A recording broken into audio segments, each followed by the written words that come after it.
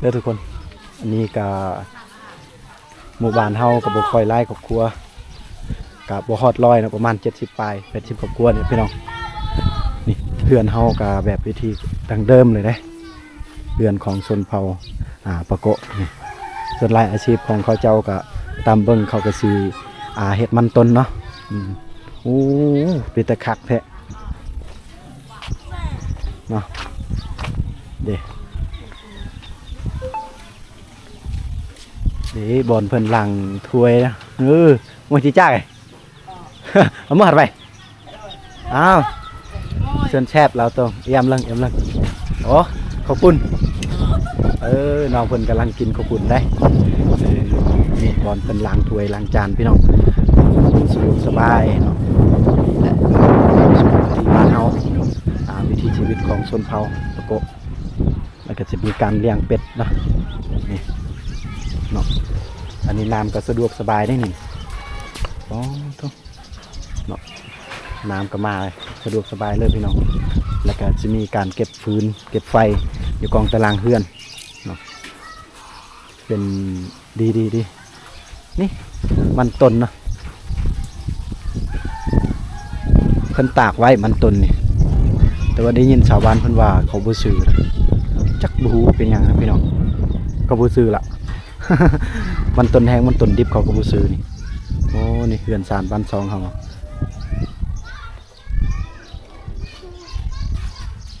ภาพบรรยากาศในบ้านเฮาก็สิประมาณนี้นะทุกคน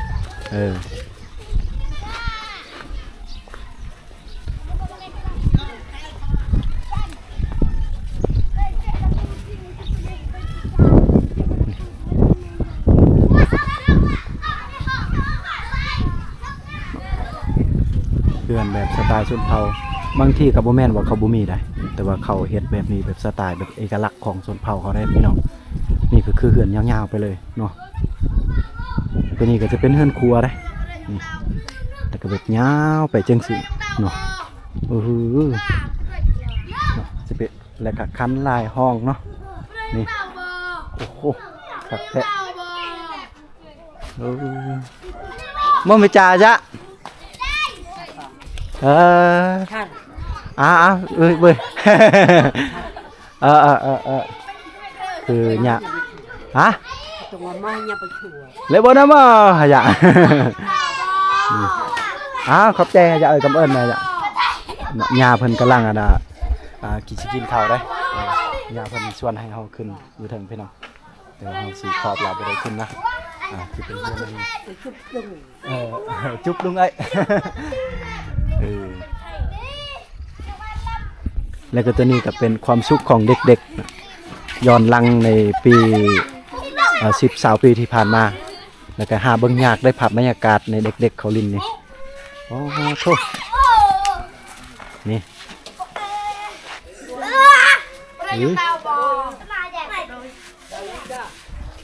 อย่าได้ไงใจนะ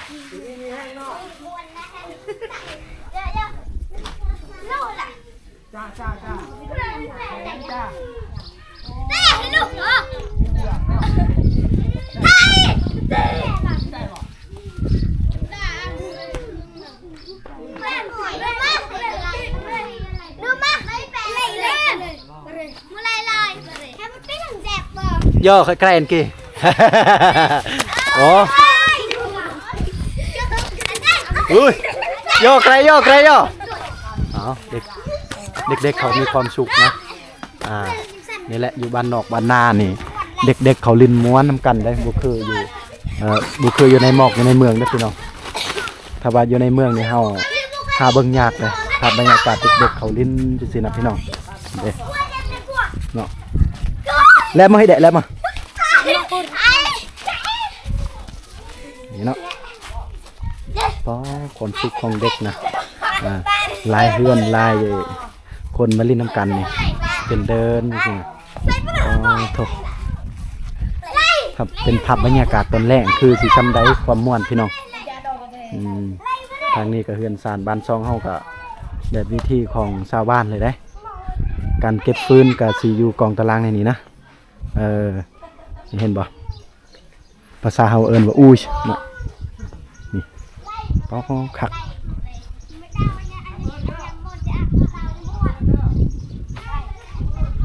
ผู้มีเฮือนหลังนี้อีกพี่น้อง นี่แหละจะได้ฝากให้ FC ได้รับชมภาพบรรยากาศในเขตชนบทนี่ก่อนที่ได้รับชมนี่บ่แม่นง่ายนะพี่น้องเฮ้ยคมชนเผ่ากระโดก็ลุยเลยจะได้เอา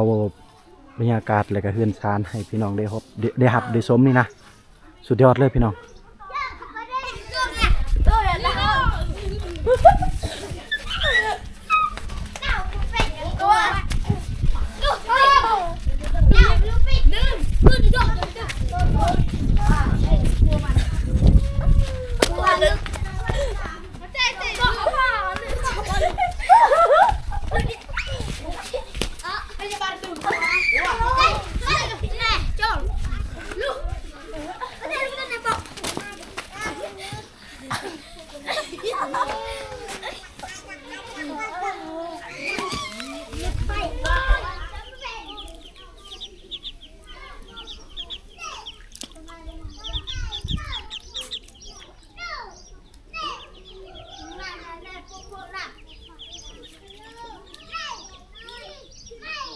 ทางนี้ก็เพื่อนเขาก็ติดกันเนาะเพราะว่าหลายครอบครัวนะพี่น้องก็ประมาณ7-80 ครอบครัวเขาอยู่น้ำกันเลยส่วนหลายเขาก็อยากเปลี่ยนสไตล์มัดเพื่อนนะกำลังสิสูญหายไปที่บ่ได้เห็นแบบเพื่อนดังเดิมของชนเผ่านะตัวนี้ก็ยังถือว่าเพื่อนแบบดังเดิมของเขาเจ้าได้นี่เนาะแล้วก็ตัวนี้ก็จะเป็นน้ำเพิ่นเลี้ยงปลาซิวปลาน้อยๆประกอบด้วยภูปลาไม้แล้วก็ต้นไม้งามๆแล้วก็จะมีต้นกาแฟนะพี่น้องโอ้สุดยอดเลยได้นี่มาจะได้กลับมาทางนี้โอ้นี่ก็จะเป็นลวดลายสไตล์ชนเผ่าเนาะ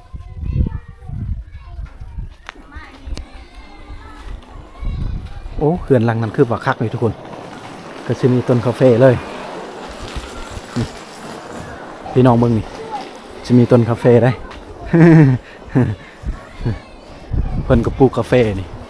เนาะพอได้กินเองหรือว่าขายก็ได้นี่แล้วก็ทางนี้ก็เฮือนเพิ่น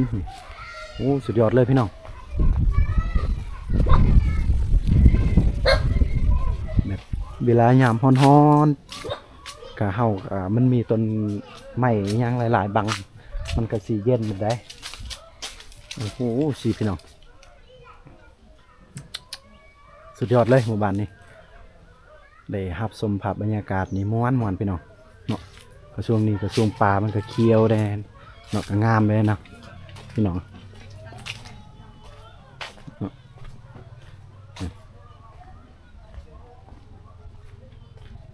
โอ้อันนี้คือเป็นเฮือนครัวนะแล้วก็ไต่ไปจังซี่มันก็จะนี่จะเป็นบอนเฮือนรับแขก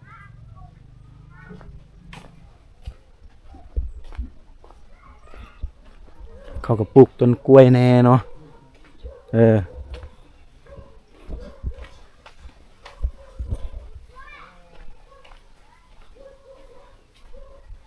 ธรรมชาติดีเนาะ ปลูกต้นใหม่นี่เป็นเบิร์ดเอาไปให้กับปีโป้แล้วเป็นสุดได้ นั่นนะอย่าโปนนะพี่ให้หนักไปดูกูไปหาลินเพื่อนไปหาลินเพื่อนพ่อเฒ่ามันต้นมาตรงแม่บ่โอ้เพื่อนหลังนี้ก็สิมีหมักนัดหมักอันน่ะยังภาษาไทยสับปะรดบ่เกินเนาะแล้วก็เพื่อนหลังนี้ก็สิมีอันน่ะต้นหมากมังกรเพิ่นปลูกนี่อาศัยว่าเป็นประโยชน์ว่าซั่นซะเนาะเพราะว่าเวลาไม้ตายเนาะสิเป็นต้นหมากนี่เนาะก็มันตายแล้วก็เข้าไปปลูกแบบหมากมังกรแบบสูงๆไปเลยพี่น้องโอ้ใส่ไม้ตายไปให้มันเป็นประโยชน์นะให้มันสร้างรายได้หรือว่าไล่ครับให้เฮาเองผลผลิตให้เฮาเองเนาะก็อ้อมหอบนี่ก็สิมีหมากกล้วยได้ผลปลูกนี่บ่ต้องไปหาเลาะซอกซื้ออยู่ตลาดตะลีเนาะอยากกินมะกล้วยอยากกินมะคุงยังกับมีมดเลยอยู่สวนเฮาตาสะออนเนาะมี มีหมักกล้วยมีหมักนี่บักคุงโอ้เห็ดส้มเห็ดอิหยังก็ได้เด้ โอ้ว่าแต่ต้นนี่คือดอกไม้นะประมาณต้นทุเรียนบ่ จักมันแม่นหมักไฟบ่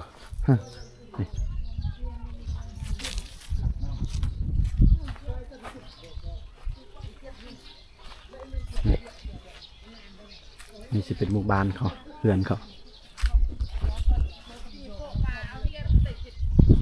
อีกแบบ นั่นนี่เป็น ส่วน ใหม่สักนิดนึงเนาะ และอีกอันชนบทที่แบบชนิดนึงนะพี่น้องแบบวิธีอันหนึงนะที่บ่เคยเห็น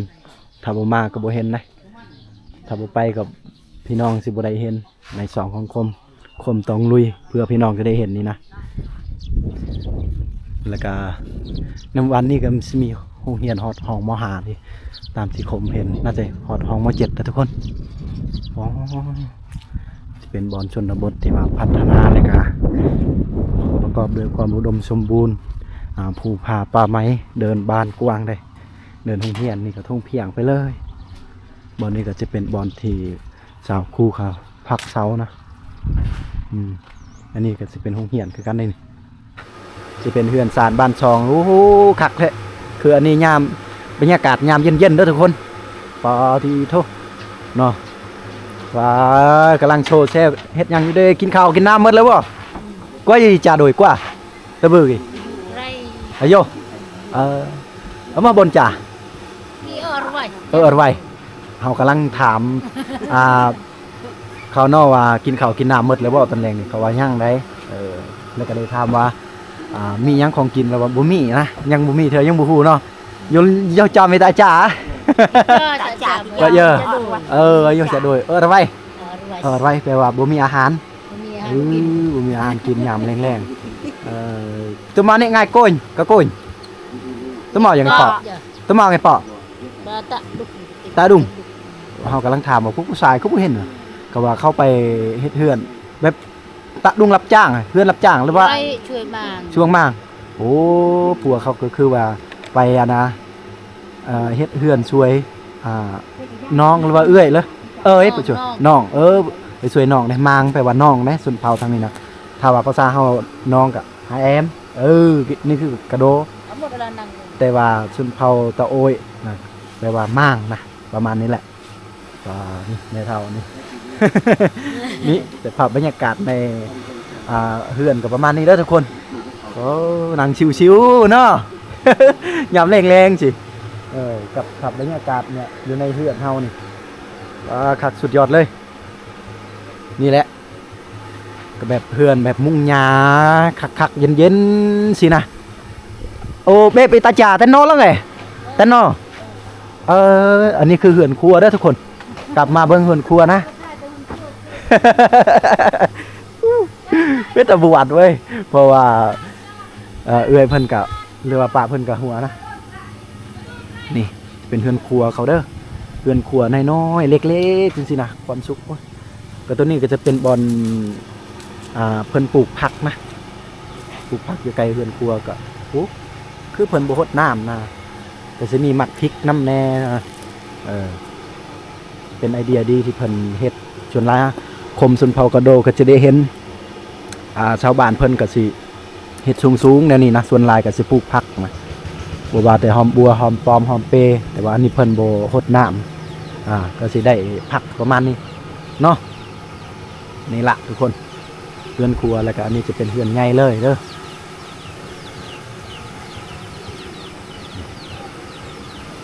อันนี้คือเฮือนแบบดั้งเดิมของเขาเสาเพิ่นก็สิฟังได้ฟังไว้ได้ฟังดินแต่ว่าชนเผ่ากระโดกับปะโกะก็บ่ได้ฟังได้แบบยองขึ้นเทิงเลยนะก้อนหินเห็นบ่ก็สิฟังเลยนี่เสากับเสาเล็กๆน้อยๆพอใส่ได้แล้วอยู่ทางลุ่มท่านก็จะเป็นขอกเป็ดขอกไก่ยำแรงๆเป็ดไก่ก็สิได้เข้าไปนอนท่านเนาะแล้วก็บุ้งตัวนี้ก็น่าจะขณะเฮ็ดบอนไก่ไข่นะหรือว่าไก่มันไปฟักไข่ยันนะพี่น้องจะสิประมาณนี้ได้ เอาเด้อคุยปอไว้เนาะขอบใจเด้อเอาทุกคน ตอนนี้เฮาก็นั่งเมื่อยพักผ่อนเนาะเพราะว่าเฮาก็เลาะเมื่อยแล้วในหมู่บ้านเฮากับหมู่บ้านมักแวลมักแวลเกรงเลยแวลกะเลงนี่เนาะให้กำลังใจพวกพ่อเขาเนาะผู้นี่เอาอย่าลืมฝากกดไลค์กดแชร์กดติดตามคลิปของกรมพกโดเด้อการเดียวเฮาสิพาเบิ่งกันอ้อมหมู่บ้านอีกแล้วพี่น้องขอขอบใจพี่น้องทั้งหลายที่ได้ให้กำลังใจให้บ่าวคมชนเผ่ากระโดหรือว่าคมชนเผ่ากระโดตลอดมาการในคลิปนี้ก็บ่มีหยังหลากหลายจะได้รับให้พี่น้องได้รับนะก็ได้ฝากนะสลับปรับบรรยากาศและก็ธรรมชาติและความอุดมสมบูรณ์ธรรมชาติในหมู่บ้านเฮาก็ขอจบเพียงเท่านี้เนาะพี่น้องถ้าหากคลิปนี้มีประโยชน์ก็อย่าลืมกดไลค์กดแชร์กดติดตามกระดิ่งแจ้งเตือนให้บ่าวคมเด้อเพราะว่าคมก็ยังสิไปอีกหมู่บ้านหลายๆหมู่บ้านนะสิไปต่อก็จะได้ฝากให้พี่น้องได้เห็นวิถีชีวิตของชาวบ้านและก็ความอุดมสมบูรณ์ของหมู่บ้านเฮาแต่ละบ้านให้พี่น้องได้รับชมนี่เพราะว่าเฮาก็เดินไปเรื่อยๆในเขตชนบทเนาะก็ขอกราบพี่น้องทุกคนว่าขอบใจและสบายดีเนาะ